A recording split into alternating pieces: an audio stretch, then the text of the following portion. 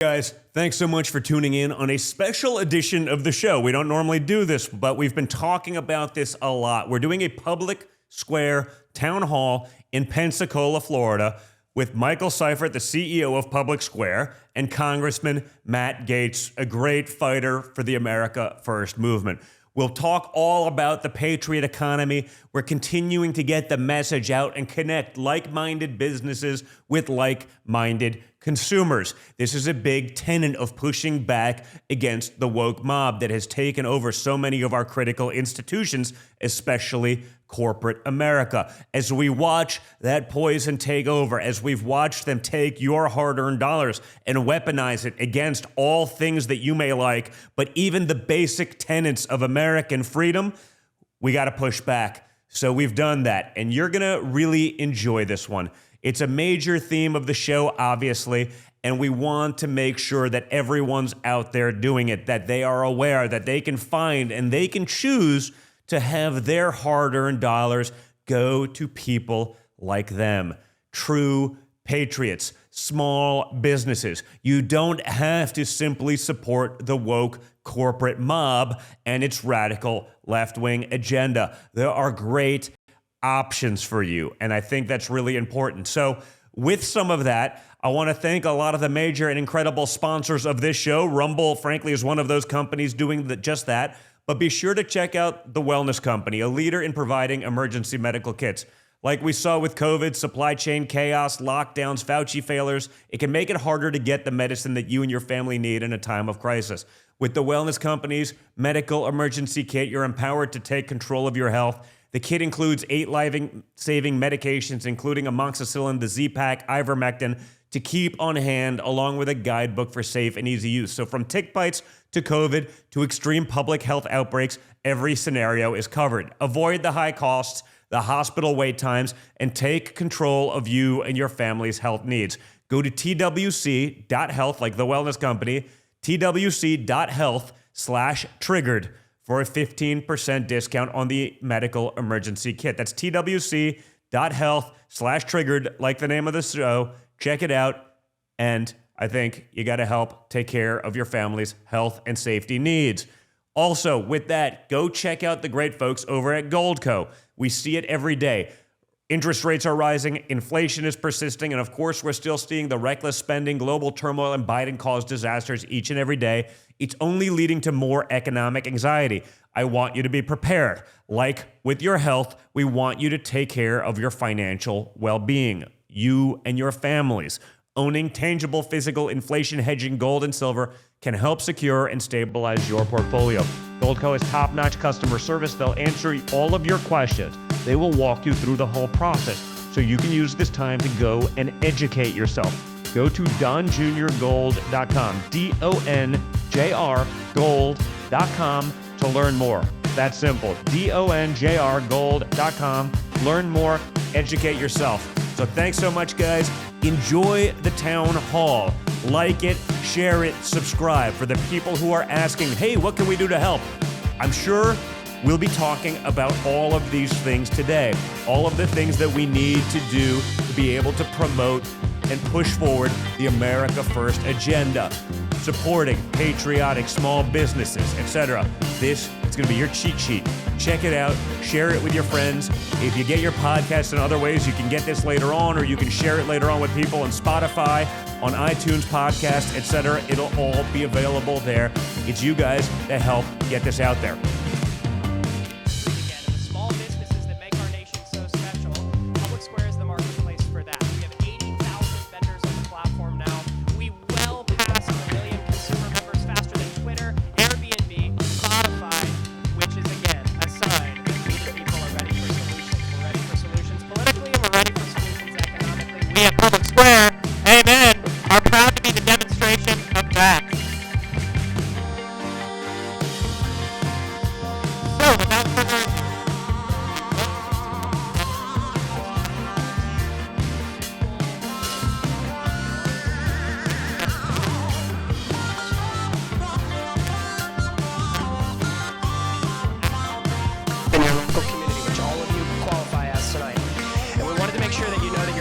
thoughts and your opinions and your concerns are valued, and we want to give you the opportunity to hear from them about how these leaders plan to pave a new way forward so that we may protect those things that we hold so dear. So that's the purpose of our Town Hall series.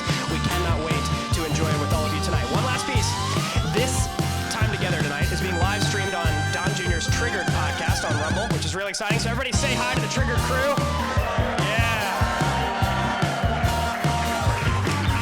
So this podcast will go live tonight. If you'd like a replay, make sure you go check out Don Jr.'s channel on Rumble where you can watch this whole thing. If you have family or friends that wanted to be here tonight but couldn't make it, you can give them that podcast and say, hey, relive the moment with me. Y'all ready to see Don Jr. and Congressman Matt Gaetz?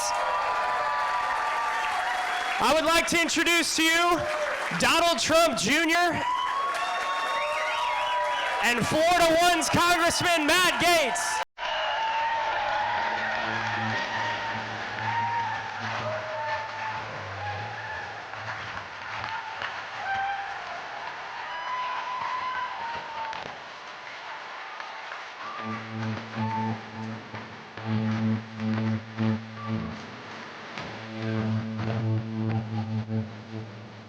So, Michael, you threw us for a little loop there. You put the stairs. It's like a Biden trap. Like, he'd fall down the stairs. Like, So at least Matt and I can still make it and navigate the staircases. I was planning on coming down like a fireman pole if it was available.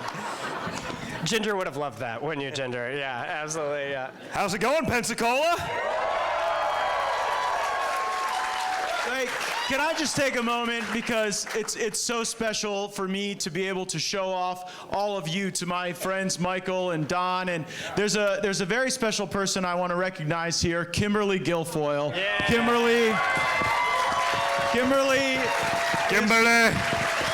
Kimberly is like a member of our family as well. A lot of people don't know this, but I really don't think I would have gotten married to Ginger, my amazing wife, if it wasn't for Kimberly, because Kimberly saw us wandering around Mar-a-Lago, me trying to get the courage to talk to Ginger, Ginger talking to way more impressive people than me, and Tough but fair. Yes. Tough but fair. And so Kimberly says, you know, it's my birthday party tonight, and you need to ask Ginger to be your date. And so I said, you know, Ginger, Kimberly's got her birthday. I really need a date. And Ginger said it was a pity yes, that she didn't want me to have to go without. And so she was sitting between me and Tucker Carlson at the dinner, and Tucker kept going on about his show, and Ginger turned to him and said, it's lovely you have a television show. What's it about? And, so you're saying there's a chance. Right, That was your window. And it all worked out great. I also have to thank Don. This is the third consecutive campaign I've been in where Don Jr. has come to Northwest Florida to help me share a positive message about the America First agenda. And, We like our fighters, guys. We got to support our fighters. We don't have enough of them. And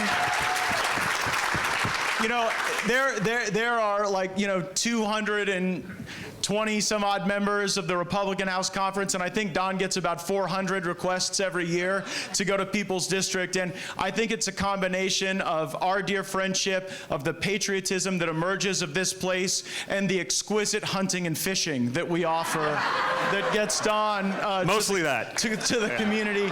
And finally, you know, Don and I have got a few things in common. We both definitely are getting to spend our lives with women who are way above our league. We both, you know, have incredibly powerful fathers, and I just want to thank my dad, Don Gaetz, for being with us here tonight.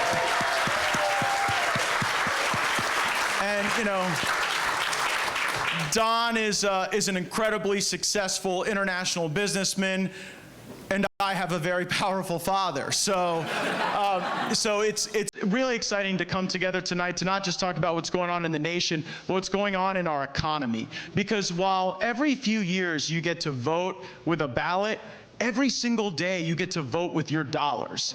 You get to choose who you engage in commerce with. And what's so positive and exciting about this movement we have is we really are one family. We're one country. We want to be there for one another. And that's what's so exciting about the mission of Public Square. It's there to make sure that when we vote with our dollars, we're engaging in commerce with people who actually love America and don't seek her demise. And Michael, it's the biggest like sadness sadness I have about Congress. When I was in the state legislature, sure, we had Republicans and Democrats and we disagreed about stuff, but I really felt like most of the time both sides wanted Florida to win. We just had different ideas about how to get there, and more, these Democrats I serve with today, they actually believe that their mission, that the world would be a better place if America were weaker, if we were diminished, and that is something Northwest Florida will never abide. Amen. We are all here to make America stronger.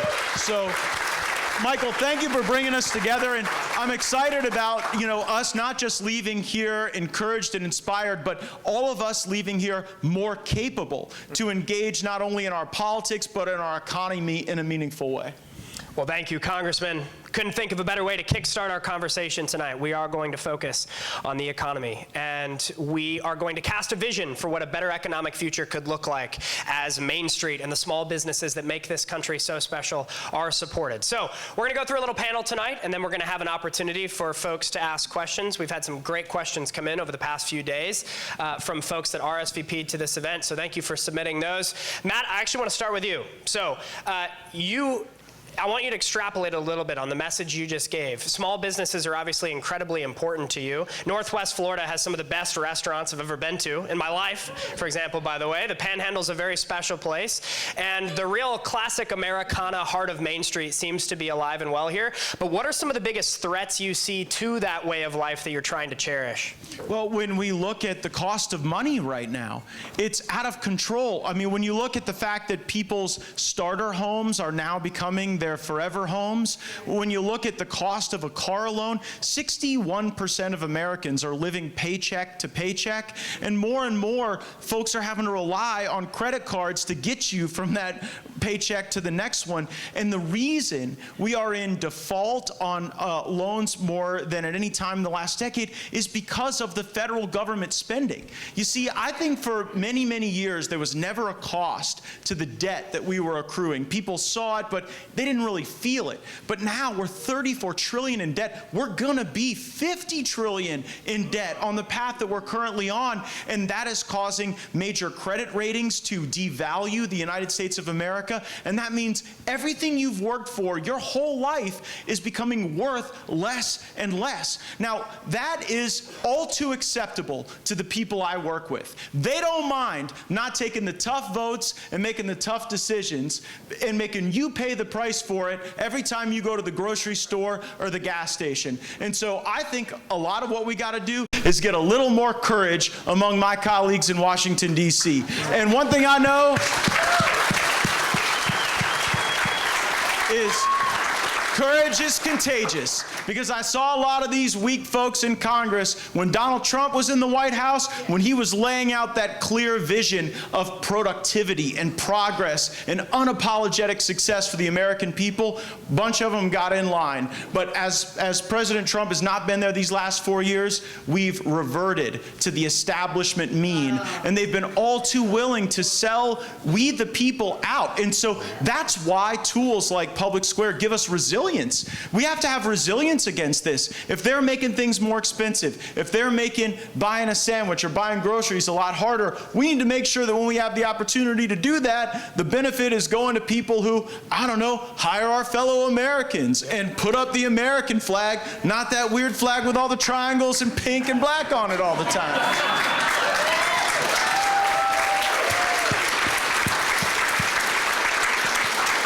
So crazy, you're so radical. I mean, how dare you put America first in America?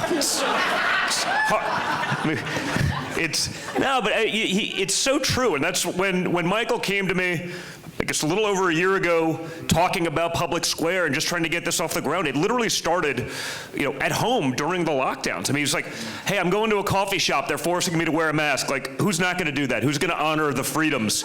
It started like that. It was a list that he made on his own, and then it sort of expanded. And when he brought it to me, it's like, hey, do you think you could maybe help us? I was like, yes. Within a year, we were literally traded on the New York Stock Exchange, because people understand it.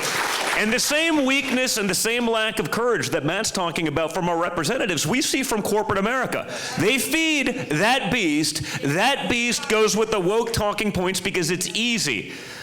while sacrificing your guys' jobs, your guys' well-being, making you pay more, destroying every shop on Main Street. They don't care. Those interests are very much aligned because those are also the people and the corporations that are willing to write the big checks that perpetuate the process. So, this is something and they'll that's different. sell us out. Every time. One of the things I was just most startled by in a recent revelation on an investigation the House Judiciary Committee was doing, you had the FBI, the Department of Homeland Security, and entities that they fund telling banks that they had to report back to the government suspicious activities. And guess what those suspicious activities included? The purchase of a gun. How about a Bible? The purchase of a Bible. The donation to any cause where you put America First or MAGA in the memo line, and it was compounding. So if on the same day you bought a gun and a Bible and made a MAGA-oriented donation, they are trying to remove you from the American economy. This is not a punchline. This is not an applause line. This is a warning call to all of us that this is the direction they're trying to take us. And so, what I think they're most afraid of is there are actually more of us than there are of them. Amen. That's so important. And I heard when you said it about the Bible, someone just in the back, I can't really see because the lights are bright, but someone said, what? No, that's happening. Okay, that literally happened. And the banks, many of whom you work with, willingly just gave over that information. They're not required to that, but it's easier to bend the knee. That's the same FBI and the same DOJ that labeled concerned mothers and parents going to PTA meetings who did not want the indoctrination of their children into, DEI and other nonsense. Domestic terrorists. That's the same organization that also labeled practicing Catholics domestic terrorists. Now, if you're a trans shooter and you shoot up a children's school, they will protect your identity. They will hide your manifesto for months. It was definitely something other than, jacking up someone on all sorts of ridiculous drugs since they were, a teenager or even much younger, which they'd love to do. It definitely wasn't those things. But if you're MAGA, if you bought a Bible, if you purchased stuff at Bass Pro Shops, you're on a list. So by the way, if you're here right now in this room, you're now all on a list. Welcome. No! Matt and I are on every list, so you're just part of this club, but it's why we do have to band together, right? We saw this with my father. We see what they try to do to the squeaky wheels who will actually be willing to talk about these things, whether it's, what social media does, trying to censor me and others like us, whether it's what they did to my father, where they canceled, quite literally the most powerful man in the world, at least on paper. If we all band together, they can't do that. Didn't they try to kill you yesterday?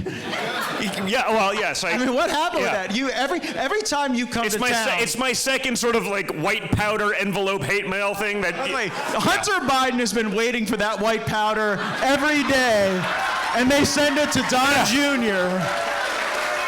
I mean, I heard he was pissed. What? I mean, every time you come here, you were on The View the day before the last time you came to Pensacola. That was fun. But yeah. By the way, if you haven't seen that one, Google it. Yeah, if you had to get killed by anthrax or go on The View again, which would you take? Well, that one, going on The View was sort of like shooting fish in the barrel because they're used to, but go watch the episode, right? It was their 5,000th episode, so that's a lot of episodes. And they had me on to talk about a book. I was doing a book tour, and, I didn't get a single question about my book. Now, you're supposed to, you figure they're at least honorable, but I said, what, in case this goes really wrong, why don't I just Google the dumbest things ever said on The View? And that list was actually long and not very distinguished. So I just had a couple pointers going in, and we went there, and Kimberly was there with me. She was sort of, I call her Kimberly voice of reason because, I go aggressive hard, and you had to sort of, even if it was 5-on-1 basically with them against me, right? You have to sort of let them get their stuff out. And once the audience started realizing like this wasn't me talking about my book, then I could start hitting back. We got 10 tickets in the room of about 150 people, but they started losing the audience when I started hitting back because the audience themselves didn't know, Whoopi Goldberg, was being a apologist for Roman Polanski, and they didn't know that, Joy Behar had done the blackface thing, and all these. You just call them out on all of the hypocrisy each and every day. And what was the best?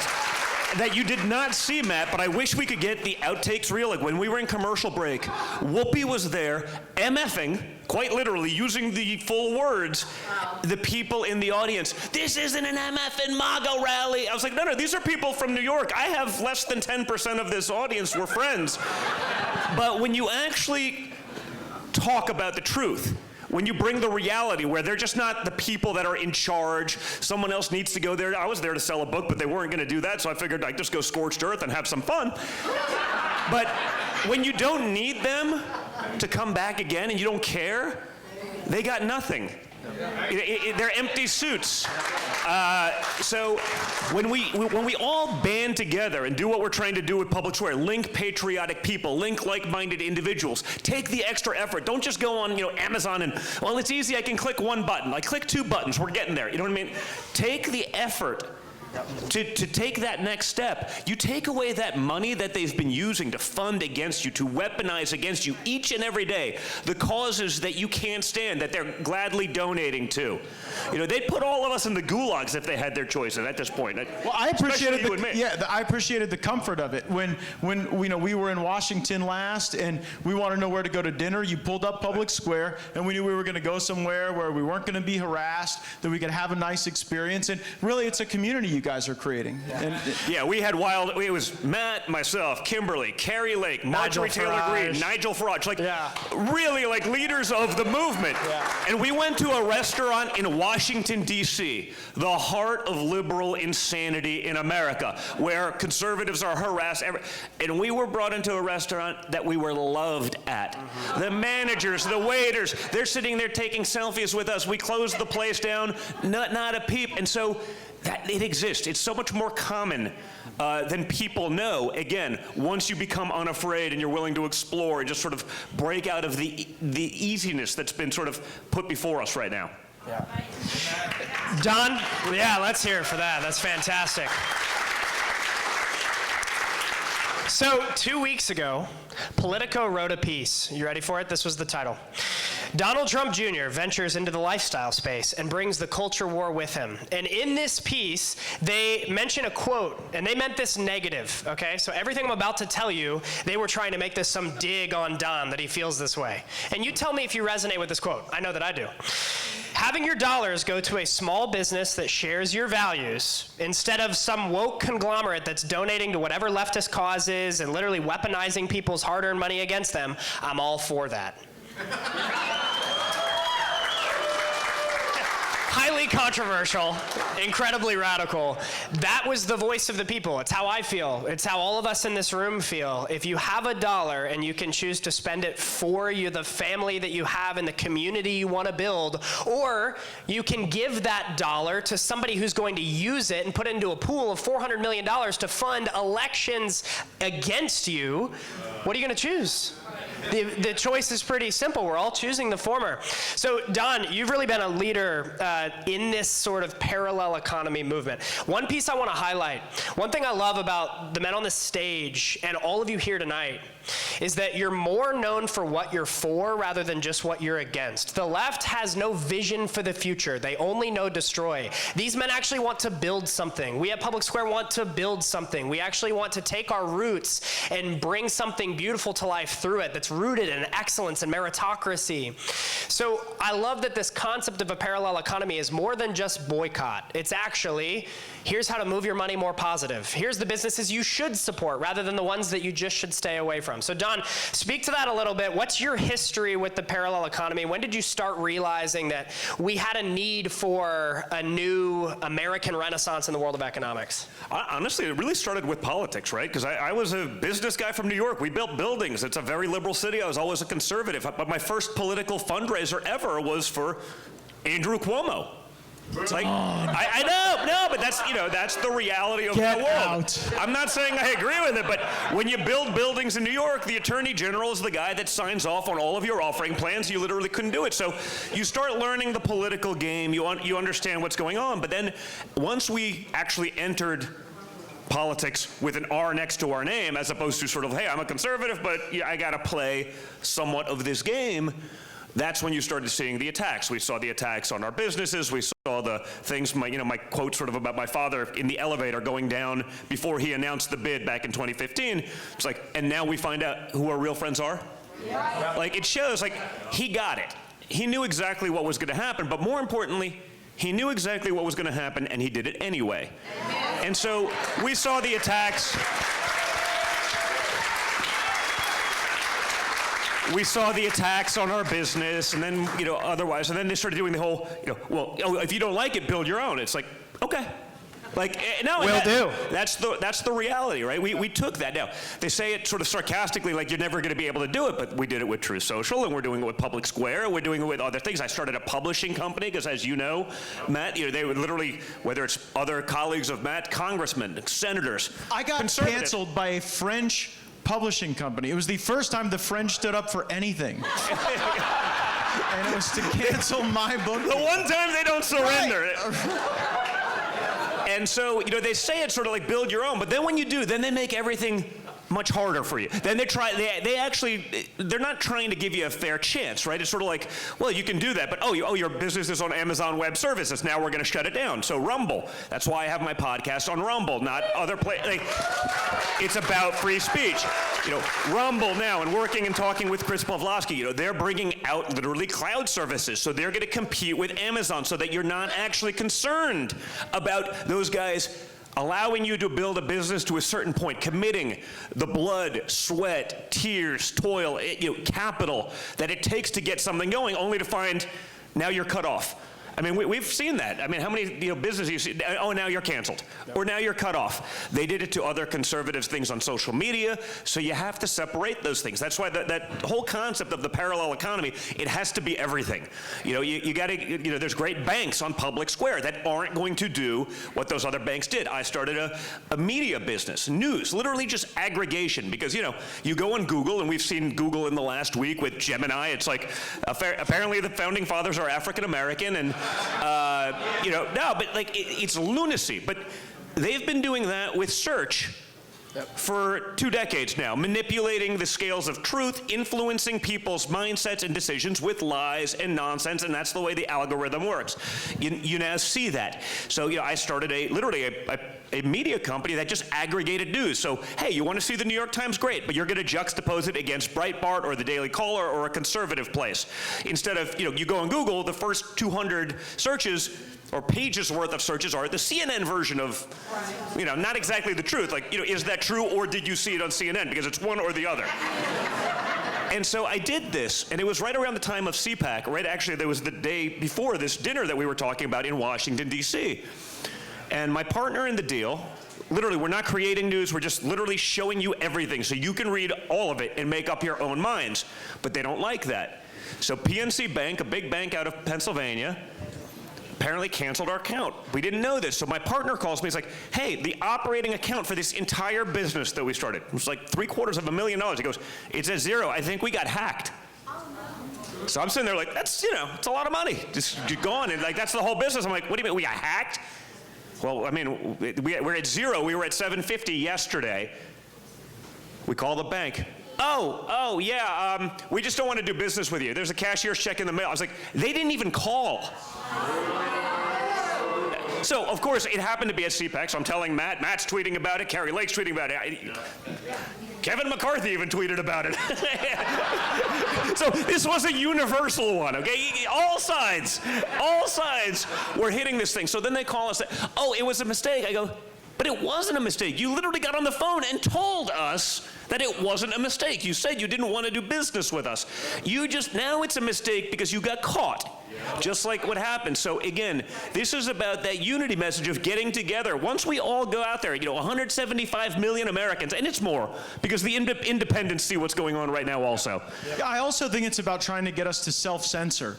I think there are a lot of Americans, there are a lot of Northwest Floridians, there are a lot of people who wear the uniform in our community who worry that if they fly their patriotic patriotic flag at full mast, that there is some damage that will come to them. And so we have to figure out ways not just to, oh, well, maybe I'll self-censor a little less. No, we have to say we're going to make our values and the things we believe an advantage. We're going to use that to grow our networks, to strengthen our relationships, to improve our commerce, to make us feel better. That's how we flip the script on them, not just by saying, oh my gosh, you know, if we put something online, are we going to get kicked out of the PTA? If someone sees me in a MAGA hat, am I going to get thrown out of my church group? In Northwest Florida, you know, I think that we've got a good way of things because we got so many veterans who live here, so we got a good way of thinking about stuff. But maybe that's the obligation we have to lead. Maybe because we're a little less worried about those consequences in the neighborhood or around the block, maybe we need to be the first ones out there saying, no, we're going to be a central part of that resilience. And I'm so glad you were able to highlight the zenith of Kevin McCarthy's speakership. That I can now never say he never did anything good. He at least listen, I gotta bring it all up. I gotta call them all out. You know, but it is what we're up against, and that's what. But it also feels, honestly, there feels like a hope. Like people are calling out the nonsense, right? They're calling out Google. They understand, but then you have to make the definitive decision to get away from that, right? So we see it, and it also feels like there's a component of cancel culture. Like think of the things that you're now saying. The things you're calling out. Some of the, you know, I talk about it all the time, you know, whether it's the insanity of some of the trans movement on our children and the attack. People are now having the guts to attack back. And guess what? They're not getting canceled anymore because people understand that the people are actually there, but so many of the people were the silent majority because they were pushed into a corner. They were afraid. But it's gotten so ridiculous. The other side has failed so badly across the board in every conceivable metric. You can't lie to them anymore. You can't tell them that Bidenomics is working when they go to the grocery store. I'm the son of a billionaire. Like, if I go to the grocery store and I'm pissed off, America sees it. Right? Like, I mean, in all fairness, like, if I'm like, damn, like, I got sticker shock. I paid $11 for carrots the other day. Carrots! Congressman, a question I want to ask you. You mentioned Northwest Florida leading, which I love it. I come from San Diego, California, although we have recently moved. We are political refugees to the beautiful state of Florida. We moved our business here. It feels good. The air is different. It's just more free. We love like it. freedom? It does. It does smell like freedom. It's the freedom and humidity together. Yes. A little blend. But one area that I've seen you lead specifically is in the world of trying to dismantle business and politics at the financial level, in the sense that for a long time, DC has really been bought and paid for by corporate oligarchies that pretend that they're rational free market actors, but we all know they're structured as fascist actors. The definition of fascism, by the way, is big business and big government in bed together doing the bidding of a regime against the American people. So I always find it ironic that we are called the fascists when it's the literal definition of what they're doing. But point is, one area that you really led that I admired, you famously said in 2020, honest capitalism is under attack, not just from Bernie Sanders, Antifa, and the radical left, but by special interests and political action committees in the swamp of DC. DC has been bought and paid for, and it makes it really difficult as a small business to advance against what seems to be a Goliath. You've put your money where your mouth is. You've also said that you're not actually accepting federal PAC money, which I found really admirable in this quote here. It's amazing. But Congressman, speak to us for a second about this issue of DC being infected by corporate dark money that acts more like political actors. No, thank you. And I want you all to know I'm the only Republican in the entire United States Congress who takes no donations from federal lobbyists or political action committees. I work, and I do that because there are going to be times we disagree on something. You might see things one way, I might see things another way, but I want you to know that there isn't any money strings attached to what I believe. I know who I work for, and it's all of you. So I got 3 reforms I'm pushing for. Members of Congress shouldn't be taking money from lobbyists and PACs. Members of Congress should have a lifetime ban on becoming lobbyists or registered foreign agents. And third, for the same reason you don't let the referee bet on the game, members of Congress should not be allowed to trade individual stocks. And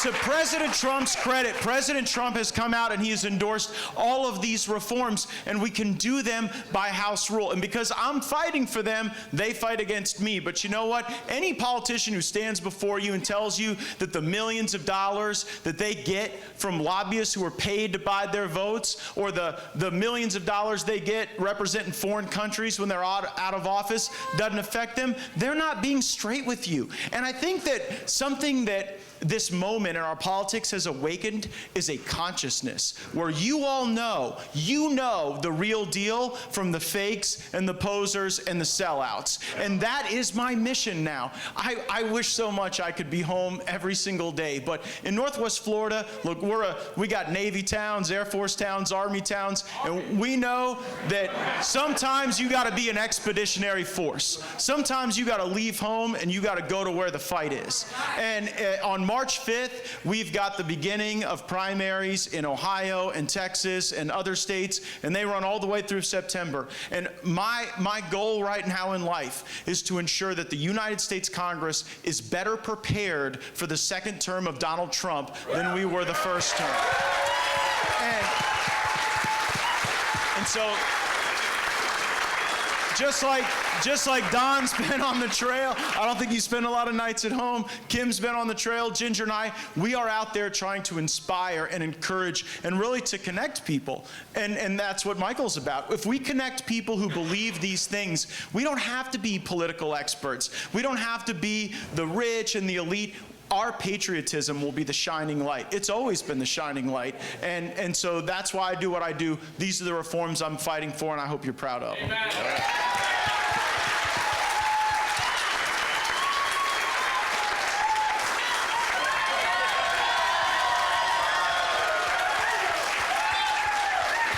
By the way, guys, he actually loves you more than you love him. You should have heard what he said. The people of the state, when he was talking up there, I mean, it's genuine, and that's why that's amazing. I am a little shocked, though, Matt, to hear that the people don't genuinely believe that Nancy Pelosi is better at trading stocks than every person on Wall Street ever. I'm shocked that that is not the case. But you know, but she does better than all of them. And big tech is one of those areas. I mean, one of the reasons why platforms that we believe in, right, are important to be a part of and invest in is because so much of big tech is turned against us. And Nancy Pelosi's husband was betting on the big tech stocks while I was working to try to break up big tech. Now, how do you think that made me feel? I didn't have too much of a chance, but we don't deserve that. I work every day and I walk under the statues of people like John Adams and Thomas Jefferson, and I see the sacrifice of George Washington reflected in these murals, and then I work alongside these folks who are willing to sell out and willing to put their own future and a short-term financial benefit over what's right for this country, and we can't win with those people. And so the only way we do this is that we shock the system with the greatest political comeback in American history. Let's go. And I think we all know what that is.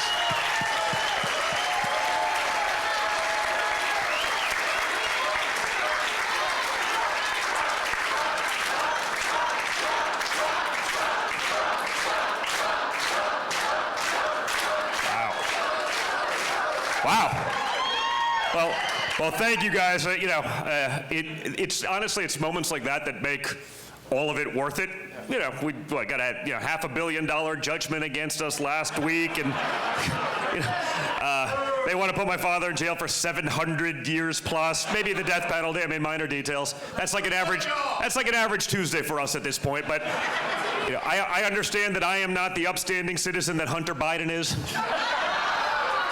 But I feel like maybe I've been treated a little bit disproportionately bad. Minor. If it was my laptop, I think it'd be a problem. You'd hear about it.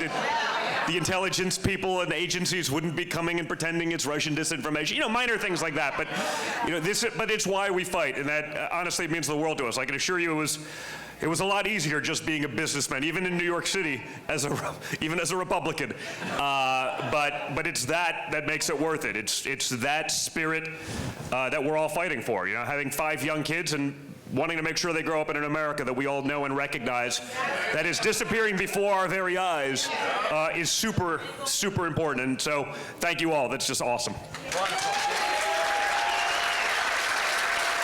Your daughter is like going to be on the LPGA soon, man. Every time I'm on Instagram, your daughter is like hitting a golf ball 300 yards. So until a man's She's the best golfer in the Trump family. We just don't tell Grandpa that. You know, it's Oops. Did I say that out loud? Yep, on your podcast, yeah. It's that I can't really control my internal monologue. It was like... He's going to call you Don. I heard about your controversial statements in Pensacola. Well, it was like, and Kim can vouch for this, during my father's presidency a couple times, I'd get the call, it's, Mr. Trump, this is the White House operator. The president would like to speak to you. Like, what did I do now? He's like... Sir, I don't know, but he's not that happy. Don, you're getting a little too aggressive on social media.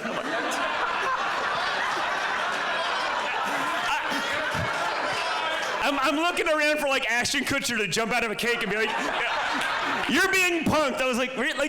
Like,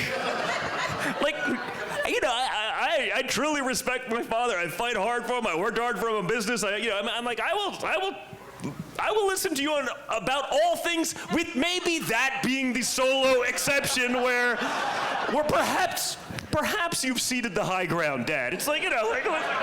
And Dad, this is why you're not allowed to have a Twitter account. Yeah, exactly, yeah. Oh, that was the best. Hey, Don, have you ever thought about telling your dad maybe not to... No, I never thought about it. Not once. When they call me at like 4 in the morning and be like, hey, you're going on CNN in 20 minutes. What happened now? It's like, well, there was a 2:30 a.m. tweet. What are the talking points? It's like, I don't know, man, because you're on your own. You're good at this crap. Figure it out. Like, just get out there. Go get him. I love it. I'm ready for mean tweets to come back, aren't y'all? I'm ready for mean tweets. People want to criticize the mean tweets, but when Donald Trump was president, even the dictators were on their best behavior. Yep. Weren't they? Weren't they? I didn't see Putin invading any other countries when Donald Trump was president. And you know, Biden and them, they all go play foreign policy like it's paint by numbers. And Donald Trump understood that sometimes you talk softly and carry the big stick. I remember when your dad saw those pictures of those kids from Syria who had been bombed with chemical weapons. And he didn't go out there and run his mouth, and he didn't give a bunch of speeches, and he didn't write a bunch of strongly worded letters. He dropped 68 Tomahawk missiles on the air base that launched those attacks, and there were no more of them. By the way, he gave that order while he was sitting with Xi of China at Mar-a-Lago. It was like, oh, by the way, once they were about 30 seconds out, he told them. That was somewhere between his first and second milkshake. Yeah. Yeah, 2 scoops. 2 scoops. But no, I mean, listen, hey, I will take mean tweets and world peace. Well, I mean, like, seems like a fair trade-off. And by the way, I think the mean tweets often got too much criticism because, like, you can have a mean tweet, but it can be true. Yep. Meaning, we all probably had maybe, you know, it was probably actually in my life, it was probably more my mom, you know, Eastern European tough woman, like, you know, we all had like the disciplinarian parent that you needed at some stage in your life that kind of, you know, maybe we all as Americans actually needed to hear some of these things. We've become so scared of telling people that maybe, well, that's just not good. You know, everyone wins in the participation medal society in which we live in today, except for Republicans, but, you know, minor details. But, you know, I think the mean tweets may have been mean at times, but they were true. They were right, and we all needed to hear it, and that's why we were prosperous, and that's why we had peace. Yeah. That's why it disappeared like that. Yeah, it's true. One of my favorite authors says, the world does not need more nice men, it needs more honest men.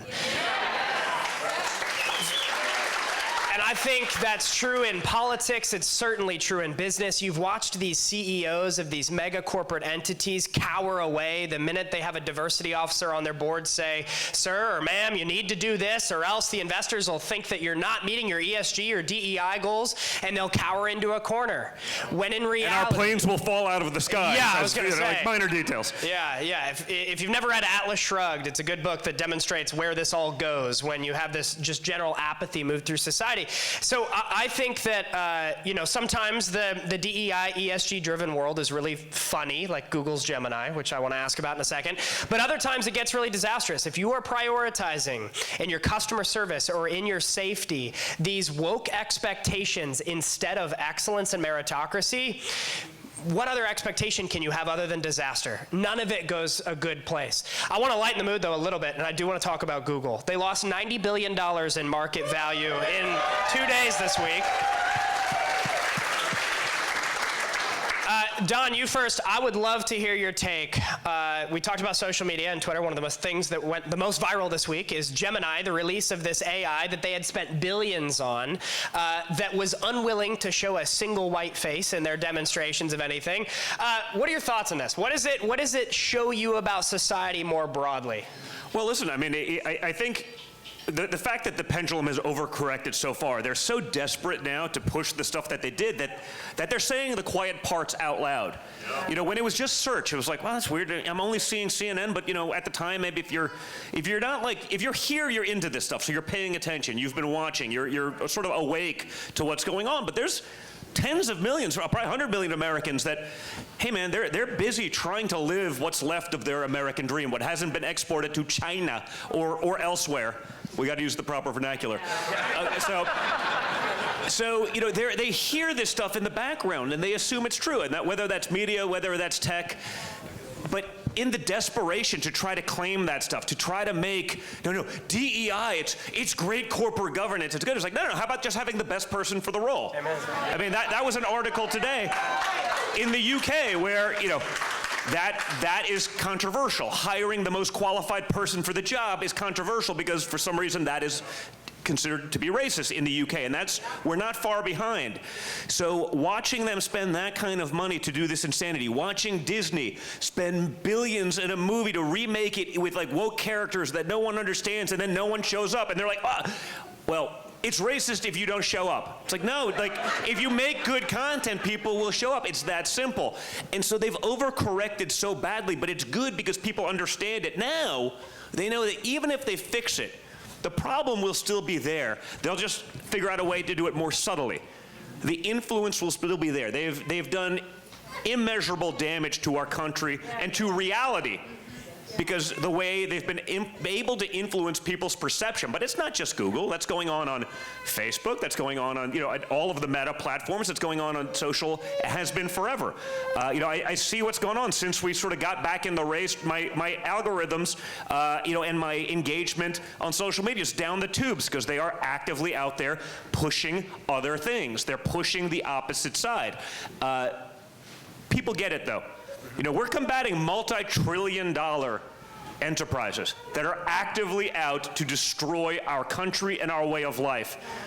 But we're actually doing pretty good despite that, because people finally get it. Again, once you get over that hurdle, once you become unafraid, once you stop caring about what they're going to do, we actually win this battle hands down. Yes. But we have to be hyper aware, and we also have to, like I've said, the point of this is take the time to go find the people, the businesses that actually share those values and support them. If you just take the easy way out and well, okay, I won't like them, but I'll still use it.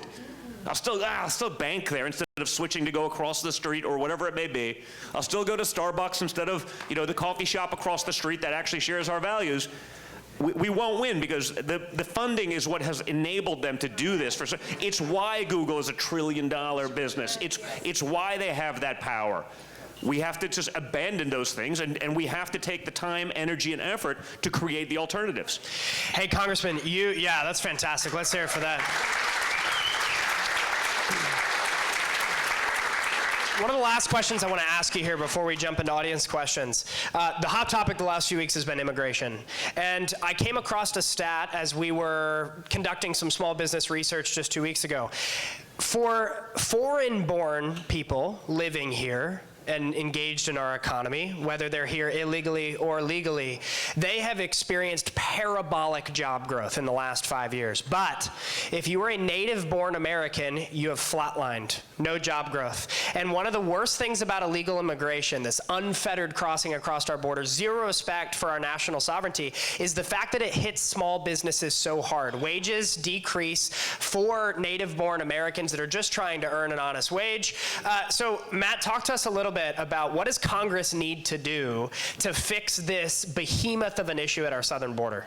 To be honest, Congress doesn't need to do anything to shut this border down. President Trump got the border closed with executive action, and Joe Biden on his first day repealed all the Trump policies, and that's why we are the way we are. We all remember watching that Democrat debate, and when they asked the question, who wants to give free health care to illegal aliens, every one of their hands went up, including Joe Biden. So that's why we have these challenges. And so I don't believe that we ought to be baited into the notion that, like, we have to give $60 billion to Ukraine to close our border, or we have to give, like, Joe Biden's woke and weaponized government everything they want, or raise spending over Nancy Pelosi's levels. I believe that it's the three things that Trump did. You stop in the first safe country you get to. You don't travel all the way to the United States. If you have an asylum claim, remain in Mexico. And third, according to Title 42, we have a public health emergency to stop the flow of fentanyl and illegal immigration into this country. You do those three things, you solve the problem. But you know what I worry about? I worry about the lack of courage among so many of my colleagues, because while we have a 2-vote Republican majority in the House, there is not a majority to really stand and fight on these issues. And you know why? Because there's no special interest in Washington that actually wants to reduce the flow of illegal immigrants. Just like Michael was saying, these big businesses, they want to increase the flow. And their big white hat, entities, they're all there to push for open borders policies. And because that's where the money is, and that's where the interest groups are, that's where your politicians go. And the one man who put the working women and men of this country first was Donald Trump, and that's why we have to get him back in the position to do it again.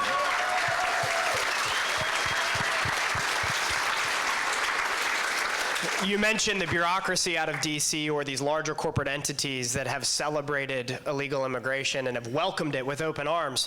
One of the most shocking institutions that is leading that charge to welcome illegal immigration into our country, disrespecting your sovereign America, is the U.S. Chamber of Commerce. Yes. They stand for everything except the U.S. and her commerce. Yeah. They're the Chamber of Chinese Commerce. Yeah, 100%. So, Don, talk to us a little bit about this, and then I want to ask you both one more question. The U.S. Chamber of Commerce was supposed to be the institution that was celebrating American small business. They were supposed to be the one bureaucracy out of D.C. that would help small business America, Main Street, know that their values were protected. And unfortunately, they have sold us out every chance they get. So, if you're sitting here tonight, you're giving advice to a business owner. What is your encouragement to them? Why should they keep fighting? Why should they remain hopeful when it feels like so many of these larger entities are against them? What's your encouragement to the small business owners that are here tonight? Listen, I think the fact that guys like us are actually out there doing this kind of stuff. People, there was a serious consequence to this, but now people understand what's happening. They see it with their very eyes. Those same interests. The Chamber of Commerce became Washington, D.C. It became the swamp. The billionaires and their mega corporations said, hey, we can ship your American dream over to China. We can buy our widgets for 2 cents cheaper. We want that. We're going to fund the Chamber of Commerce. We're going to create all sorts of little interesting things for you. It's a perpetual job. Congratulations. Your policies now reflect that of big corporate America, not the little people. And so as people have figured that out, as they've understand, as they go, you saw what's going on with some of the auto workers supporting Trump right now. They're coming out and be like, yeah, wait a minute. But the unions, right? The unions we're still big Democrat super donors because they've been bought and paid for by the Democrat Party forever. Not the workers. But you listen to what they say, the EV mandates and all of this nonsense. It's like, so you're going to pay dues, you're going to give it to the union. That union is then going to basically encourage policies that will literally be the demise of your job, our company, and push EV mandates for batteries made in China with rare earth minerals controlled entirely by that dictatorial regime, and you're still going to pay union dues? Yeah. They get it now. They understand. So, the people that had been lied to, again, it's hard to get by in this world. You're working hard, you trust the people that you put into leadership, but I think Trump and the commensurate Trump derangement syndrome that came with it, the insane reaction to common sense, the visceral reaction to just logic, facts, and reason. Right. People are like, but wait, why wouldn't we do that? Like, why aren't we doing this? This makes total sense. No, you must, you got to believe your lying eyes, right? People get it now. They've seen it, so perhaps we needed that level of insanity. It's sort of like anything else. So you got to hit rock bottom. I think we have, and the hardworking men and women of this country who have been abandoned and sold out by the corporate interests in Washington, D.C. and otherwise, they've had enough, and they're willing to finally say it. Awesome. Love it. And Congressman, I want to make this Pensacola specific, or we'll broaden it to Northwest Florida specific. The great people of Florida won. What is your advice to the business community here? Why should they keep fighting? Why is it worth it? Well, because life here is better than everywhere else on the planet. I mean, if you can't do it here, where are you going to go? We are blessed. We are blessed by the nature and fabric of our community being so connected to the military. Like, raise your hand if you're part of a military-connected family out there. Look at this. This is incredible. You don't get this anywhere else. And also the people who come to visit here often are from the SEC states, the Bible Belt, and they want to come here to have a good time and relax. And oftentimes they've worked all year for that 1 week that they get on Navarre Beach or Pensacola Beach or Okaloosa Island. They get 7 days to spend like we get to spend the whole rest of our year. And so, you know what? Let's kill it for them. Let's make sure that we've got great businesses and great opportunities and great experiences. One thing I know, the whole secret of this place, we got all these great military folks, and they're here to do their naval aviation or their equipment training or their research and development work. And if we can get that white sand in between their toes a little bit, and we can get them dipped in that emerald green water, get a red snapper tugging on the end of the line, it's real addictive. And then they want to come back and have their families here and make their forever home here and have their roots here. And we are the ecosystem that can be a shining example to the rest of this country. When I brag about you all so much, when I go around this country, I say, listen, my folks know what a great nation this can be, but we have to fight for her. Madison said the greatest role in this government wouldn't be congressman or senator or even president. It would be that of citizen. And so you have to undertake that obligation, and you have to know what that calls upon from each and every one of you, and it's something I don't doubt one bit. We know it full well here in the Florida Panhandle. Ladies and gentlemen, let's hear it for Congressman Matt Gaetz and Donald Trump Jr. Thank you, guys. Did we win Michigan yet? Do we have any Michigan news? Did we win Michigan yet? Have we won Michigan? Joel? Did we win? Is anyone paying attention? All right, Kim, why don't you check? Okay, at least it's good. No one was on their phones while we're talking. Wow, we had them enraptured, Don. Yeah. You got the primary there. We all realize it's over, but it's just another way to formality. Make fun of Nikki Haley. Yeah. Oh, hey, we're from Michigan. I just moved down here from Michigan. Well, by the Welcome. way, we love that you're here. Don't go back, but I'm kind of worried all the Republicans are coming here. Yeah. All right, you're allowed to come here, but you have to send 1.2 Republicans back to Michigan to take your place. You have to find them, and they have to go. You know, we tell our fellow Californians all the time, there are over 5 million registered Republicans in the state of California. It has the second largest conservative representation in the entire country, and yet California is supermajority in both chambers of Congress at the state level, in the state house and legislature. So imagine if you took the 5 million conservatives from California and just moved them to all the purple states, we would have a cemented red majority as long till the cows come home. It would be amazing. Oh, could you just imagine how I want to deliver the notices. Be like, hello, Sheila. I know it's 76 and sunny in Santa Barbara, but you've been selected for Wisconsin. Yeah, it wouldn't work. We get the New Yorkers. love Wisconsin. Yeah. We get the New Yorkers here. We tell them they're all welcome so long as they leave their Democrat voter registration card north of the Mason-Dixon line. Then they can all, we say, y'all come. Don't New York my Florida. And as a political refugee myself, and Yeah, how nice can New we York has move been to Trump us. Tower to like Orlando? Is that, can we just?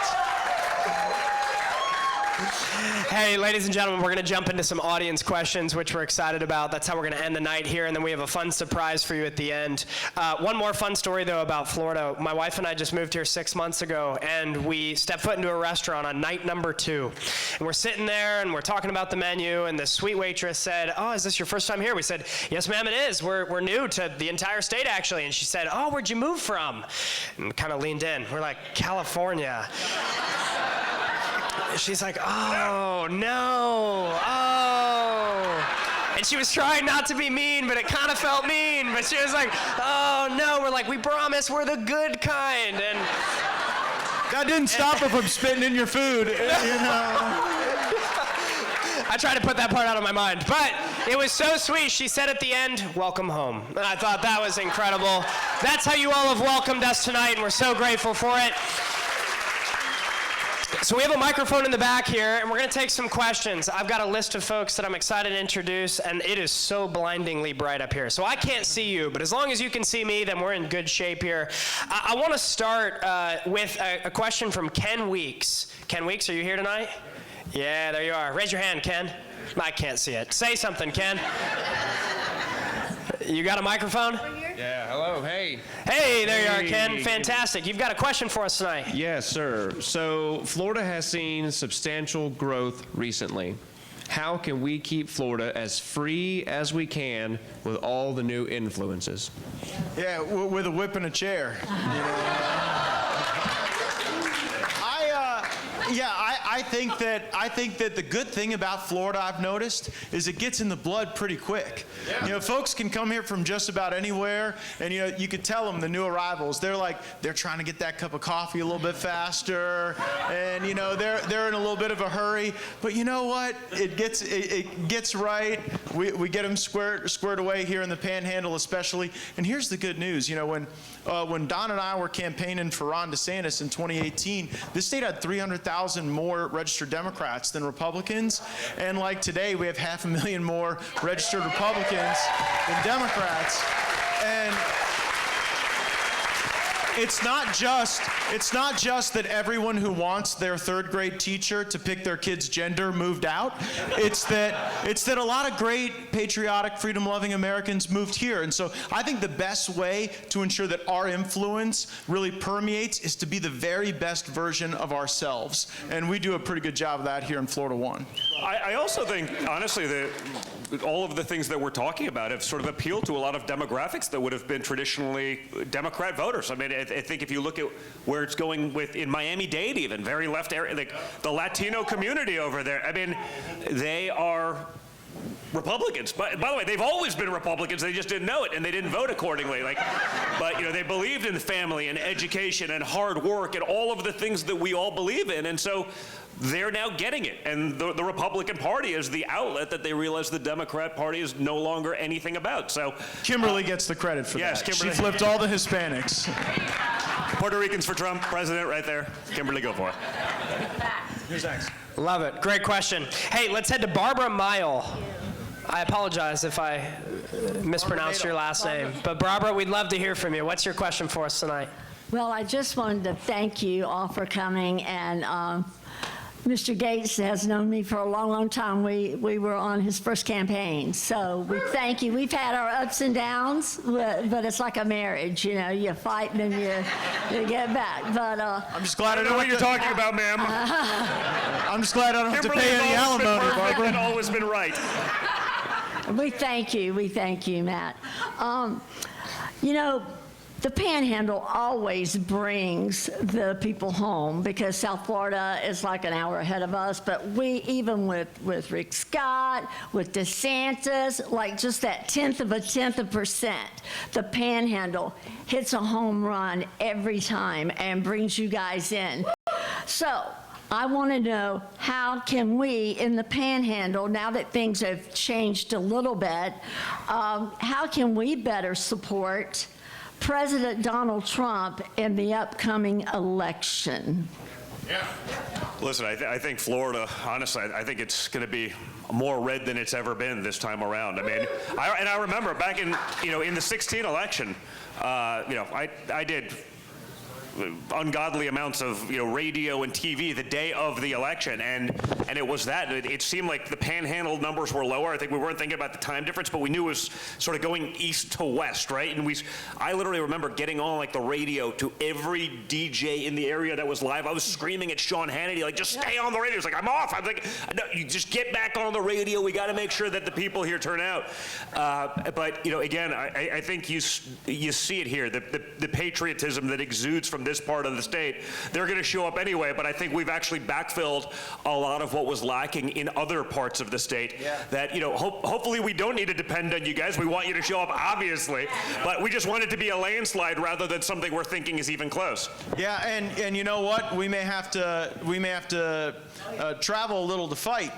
Georgia's not that far away, and we're going to be organizing some groups of folks to get into southern Georgia and to make sure that we've got good turnout for good patriotic Americans in that part of the country as well. But Barbara, I want you to know, when I first saw President Trump in Washington, D.C., I made sure he knew who delivered that victory in the Sunshine State, and it was all of us in the Central Time Zone. One more thing. I just want to thank you for getting me to the inaugural with President Thank you Trump. for coming. You deserved it. Thanks for all you did for the president. Thank you, Barbara. That was fantastic. I want to now head to, let's go to Donovan Lee. Donovan Lee, are you here? Right here. Hey, there you are, Evening, fellas. Donovan. How are y'all? Fantastic. How are you? Pretty good. I don't know what's going on in Michigan, but I'm not a betting man, but I bet your dad took Michigan tonight, sir. I'd say that's safe. I think the only state that Nikki Haley's going to win is the state of denial. But it hasn't stopped her yet, so, participation medal, it's just awesome. Yes, sir. All right, my question is, what can we as a community do to encourage the local businesses to participate and join Public Square? Well, that's for you, Michael. Gladly answer that one, but I do want to hear y'all's take because you've both been really instrumental in helping this platform grow. So I'll give you sort of a high-level answer, and then I'll give you a practical one. The high-level answer is, let us be, hopefully, if you think we're worthy of it, as a platform, let us be a part of your regular conversations with these small business owners. If you go into a coffee shop and you see a big American flag on the wall, I know this works because I've done it before. It's worthwhile saying, hey, do you love the country? I think you do. I see the flag. Do you love the Constitution? Yes, I think you do. There's this platform that I'd really love to see you on. I'm trying to spend all my money through businesses that are on this platform, and it helps other patriots know they're not alone. Very simple. Last weekend, I was in a hardware store. I don't go to the Home Depots. I don't go to the Lowe's. I don't even really go to the Ace. I go to the local hardware stores because there's a sense of character and customer service that you can't duplicate anywhere else. And so I went to a local hardware store called Hull's in West Palm Beach, Florida last weekend. And I saw the guy on his shirt, he had a We the People with an American flag on his shirt, and it was their company uniforms. I'm like, oh, this is shooting fish in the barrel. Halls on South Dixie, right? Yeah, that's where I go too. Isn't that amazing? That's I do it for the same reason, yeah. Yeah, so they've got Public Square basically written all over them, and I said, hey, I'm a part of this platform. I didn't say I'm me, but I just said, hey, I'm a part of this platform. I really enjoy it, and I think you guys would be a great fit for it. And sure enough, I was talking to the manager, and he said, you know what? I'll absolutely check it out. They just joined 4 days ago. So You'd also be amazed, you know, we really pride ourselves that it is a small business focused platform. 98% of the businesses on the platform are small and medium sized businesses. What's really cool though is that the businesses that are joining, most of them aren't even explicitly political. You'd never see that on the surface. They're just great businesses that are providing incredible quality products and services for you, and it just so happens that their values totally align with yours.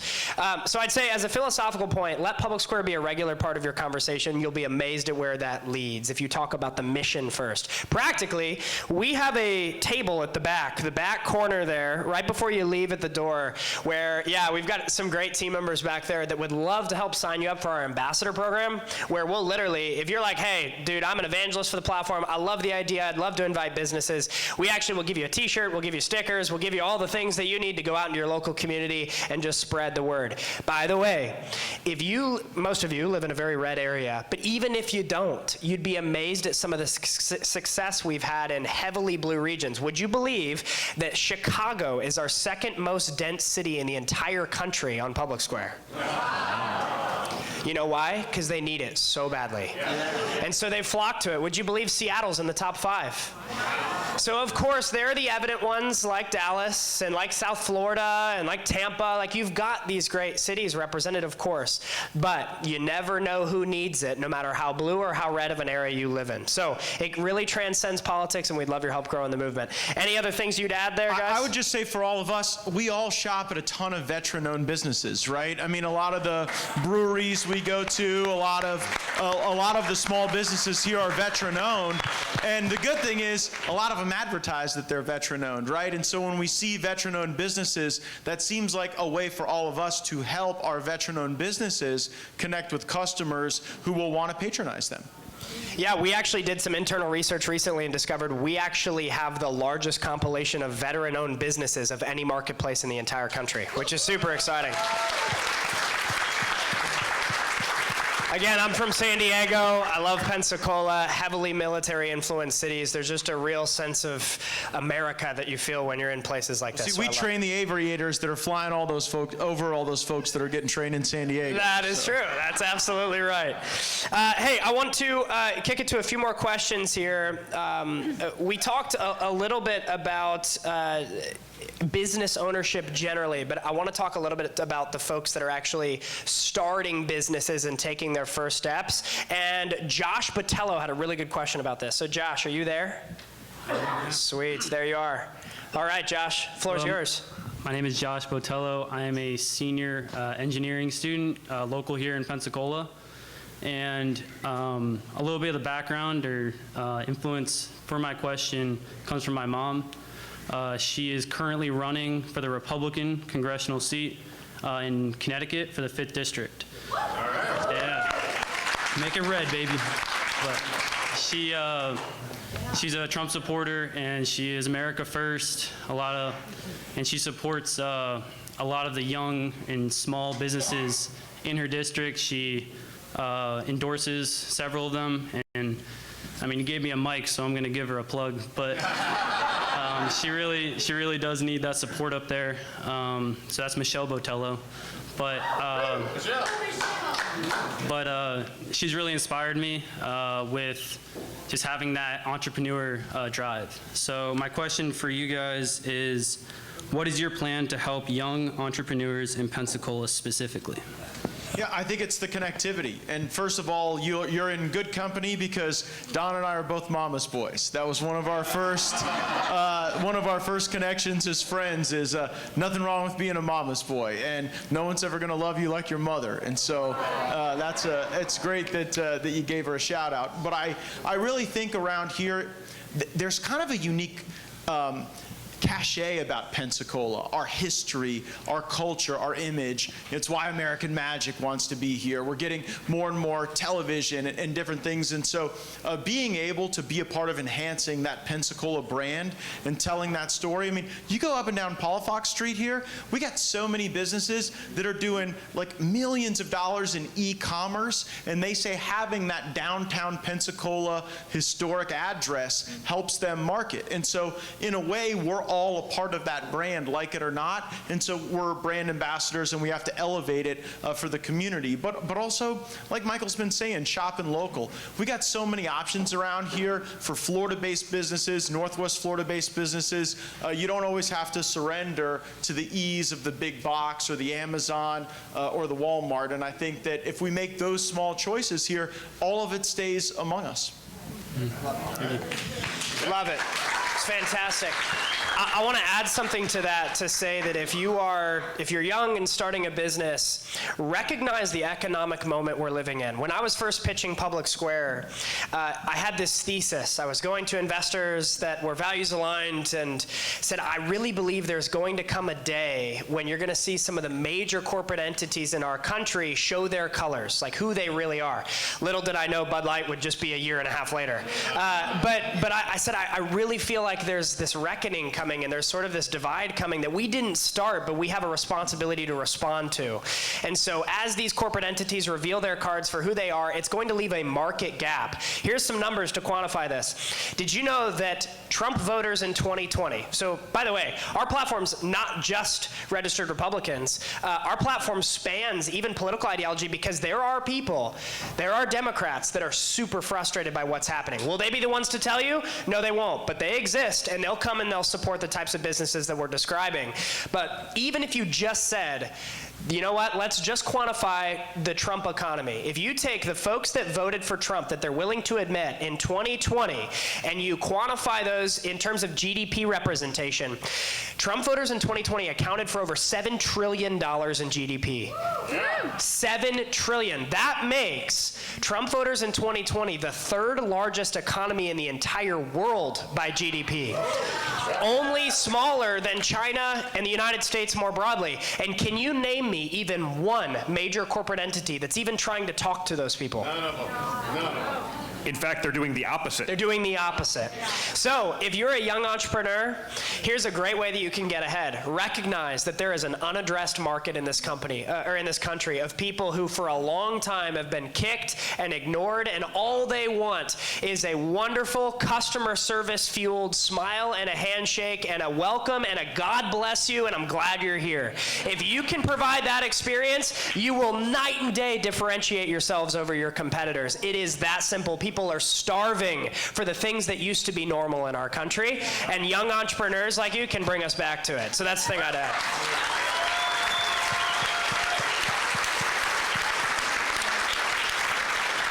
Hey, we've covered a few other of these questions tonight in our comments previously, but there's one here that I want to end on that I just think is fantastic, that I think would be a really wonderful way to sum up the evening. Lance Stone, are you there?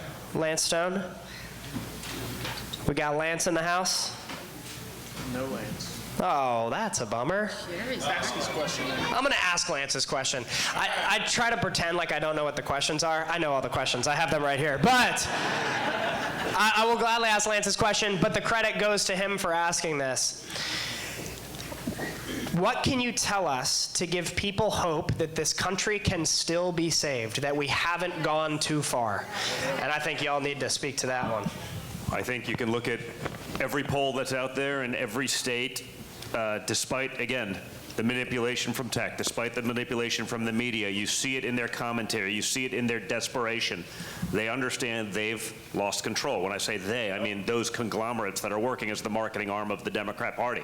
It's groups like this, people who are able to show up, whether it's this, whether it's one of the countless other primaries that we're talking about, where people are showing up, they're getting engaged, they're involved, they're going to the places that a couple months ago, a couple of years ago, you'd literally be afraid that you're gonna be ostracized in society. People have had enough, and they're showing it.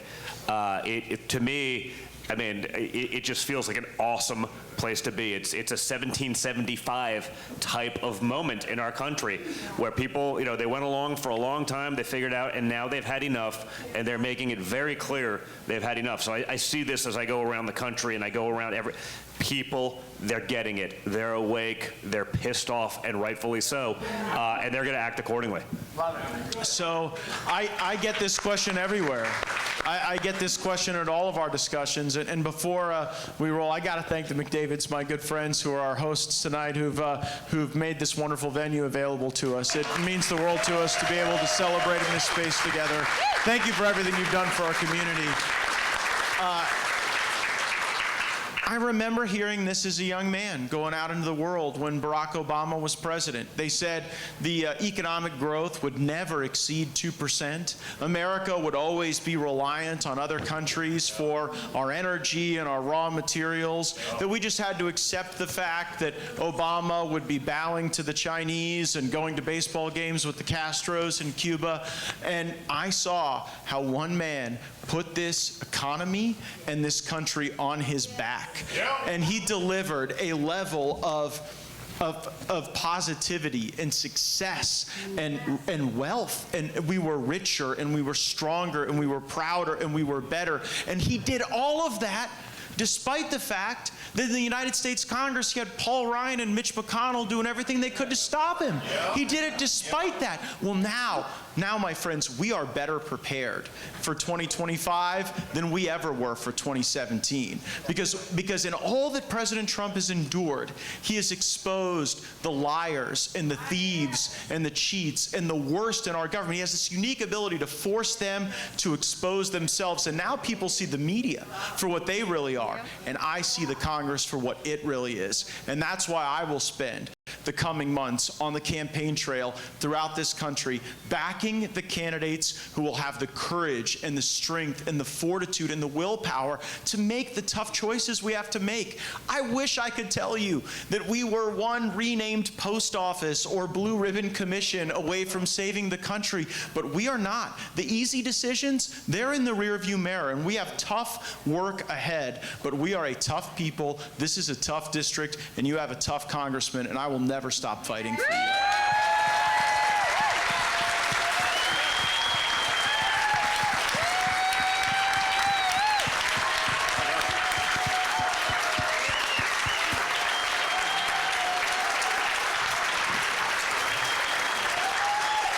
Ladies and gentlemen, let's thank Donald Trump Jr. and Congressman Matt Gaetz.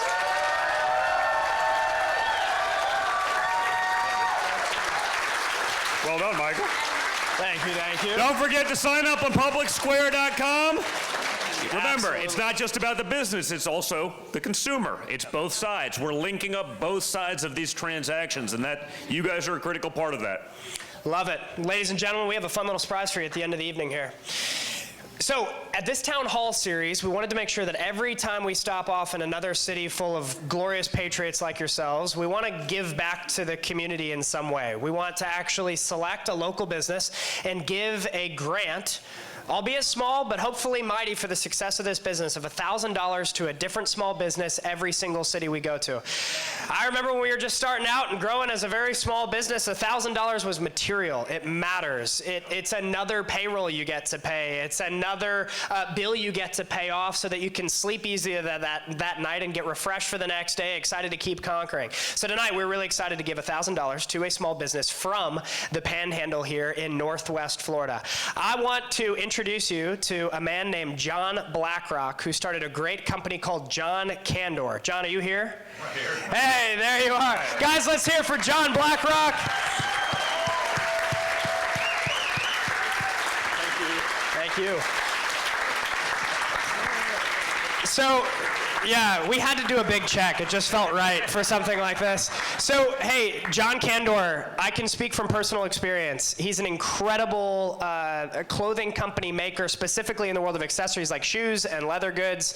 The world of footwear has become dominated by people who are either incredibly woke and want to lecture your kids about gender, or by people that will actually lobby Congress to allow them to continue utilizing slave labor to make your shoes. That's the world of footwear today. John Candor is bringing something different to the mix. I'm a proud customer of his. He's been a Public Square business of ours for probably over a year now. And John Blackrock, we're incredibly grateful that you're here with us. So guys, let's hear it for him. Thank you so much. Thank you. Well done. Thank you. Congratulations. Thank you, Congressman. Thank you. Well, ladies and gentlemen, we're super grateful for businesses like John Candor. We're grateful for folks like you that make our nation special. I'm hopeful, to that last question from Lance, I'm hopeful because I remember the first time we had a small business reach out and say, we only had 150 businesses on the platform at the time. A small business reached out, a hair salon in San Diego, California, and they said we were about to have to go under. And after 3 weeks of being on Public Square, we've had our most successful month we've ever had times 5.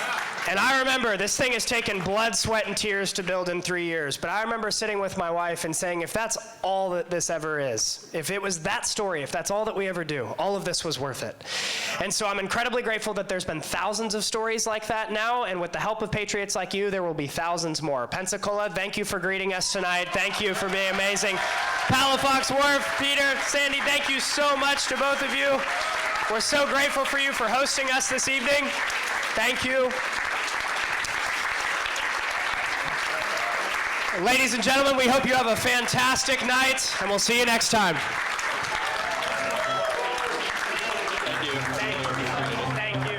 Okay, guys, thanks so much for tuning in. I hope that was a masterclass in how to combat some of the woke mob that has taken over and owned the corporate media, just corporations in general, how to find those patriotic small businesses and to support them. If we band together, they can't cancel us all, folks. So thanks so much for tuning in. Make sure you're liking, you're sharing, you're subscribing. That's how people will see this. We're not on every day. This was a random one and unusual. If you weren't sort of subscribed, you may not have got the notification. Hopefully you're seeing it later. Also share it with your friends who may get their podcasts on Apple Podcasts or Spotify.